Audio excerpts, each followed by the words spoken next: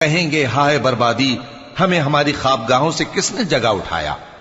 یہ وہی تو ہے جس کا رحمان نے وعدہ کیا تھا اور پیغمبروں نے سچ کہا تھا۔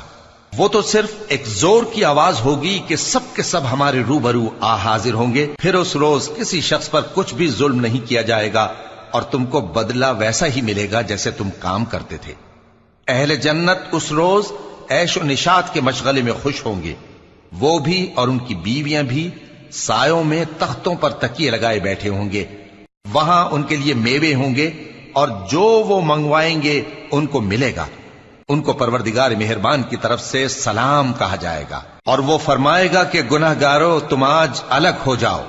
اے آدم کی اولاد، کیا میں نے تم سے کہہ نہیں دیا تھا کہ شیطان کو نہ پوجنا، وہ تمہارا کھلا دشمن ہے، اور یہ کہ میری ہی عبادت کرنا یہی سیدھا رستہ ہے؟ اور اس نے تم میں سے بہت سی خلقت کو گمراہ کر دیا۔